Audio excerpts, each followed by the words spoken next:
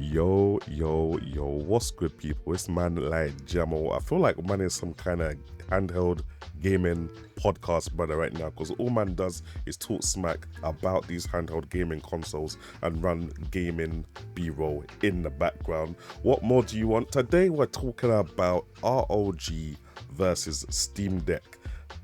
Now I gotta come clean in it, low key. A lot of you already know that man is a Steam Deck fanboy. It just happened to be my first handheld gaming PC situation kind of thing, innit? I actually bought my own.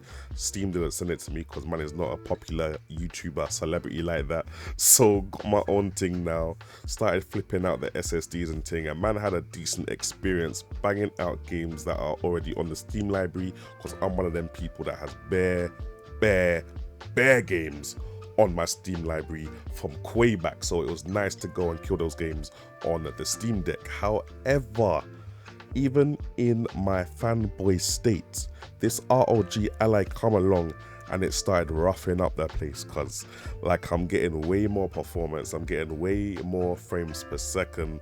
Some of these AAA games like Forspoken, I'm not gonna lie, these games weren't optimized properly in the first place, but like Forspoken, Hogwarts Legacy, them games there are running easy on the ROG Ally, fam, and that's something that I wasn't able to experience straight away on the Steam Deck, and I can't lie, it's gassed me. I'm turning into an ROG Ally fanboy right now. I don't know if I can be on the fence or not. I don't know if the fanboys will allow me to be on the fence, but that's where man's trying to be. Anyway, let's talk about these two consoles back to back kind of thing. Now, first off, before we bang out any video games on either of these two consoles, we got to talk about the setup process. And I'm not going to gas it. Let's not be long about it, guys. The setup process on the Steam Deck is superior to the setup process on the ROG Ally. And it's not the ROG Ally's fault, but it's the fault of Windows 11. Windows 11 is so long to get set up, to get updated, and if you got like slow internet, those updates are going to take even longer. Whereas the Steam Deck, I literally log into my Steam account, do two updates, and the thing is done. Man's ready to download games. You understand? It's all under Steam. So for me, like just trying to get into a console, jump into a game, me being an impatient person, the Steam Deck is clearly winning in that regard, firstly. Next up is build quality, and I'm not gonna lie, I'm gonna kind of give it a tie, because both of these are kind of plastic bodies. The ROG, I can't lie, is a lot smaller. It's got a much smaller footprint. It's a little bit lighter as well, feels a bit more premium, but they're both plastic at the end of the day. I guess because the ROG is smaller and more portable, I'll give this bit to the ROG Ally, but it's not much in it with the build quality kind of thing, is it? Next thing man would look at is the screen, and obviously the specs speak for themselves.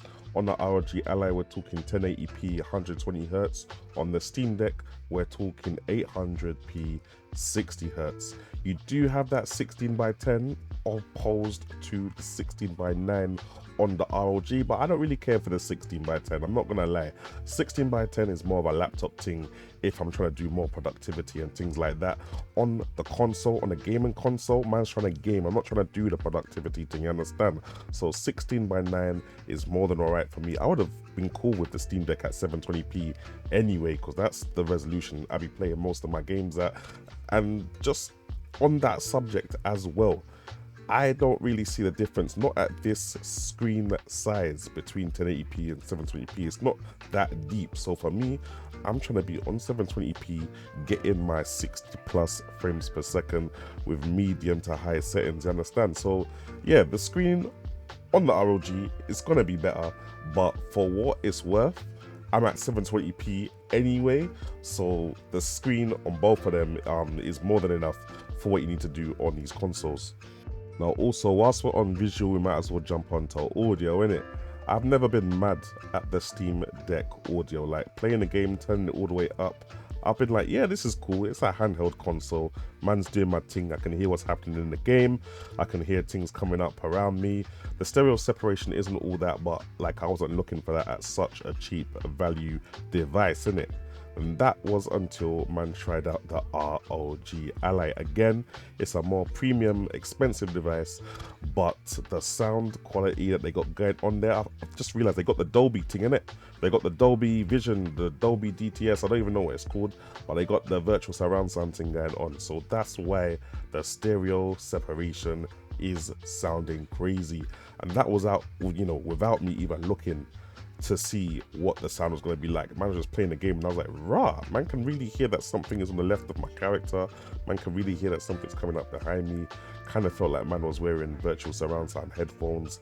They've done a really good job with the sound on the ROG Ally. Man's not mad at all.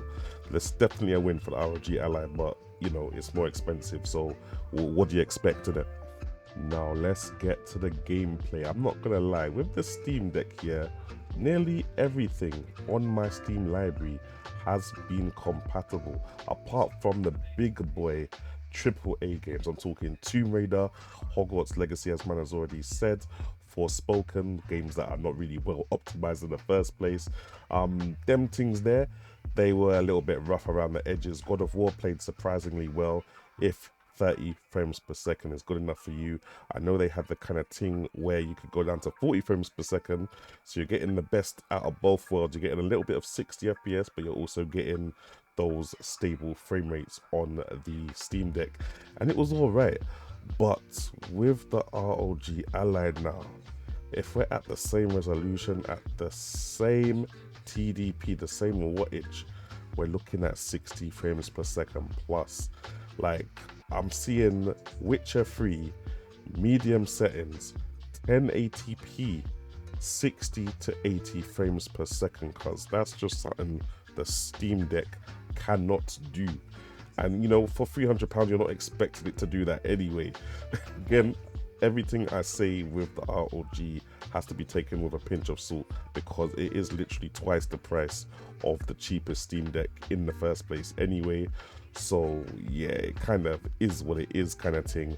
But yeah, now the gameplay on both consoles is decent. Like, for what games you're going to want to play, Street Fighter 6 for example, I have been playing all the time since it released on the Steam Deck with no issues. I've been playing with my boys on PS5, Xbox. A lot of them didn't even realize I was playing it on the Steam Deck through Steam using crossplay. I think the buttons are wicked for that.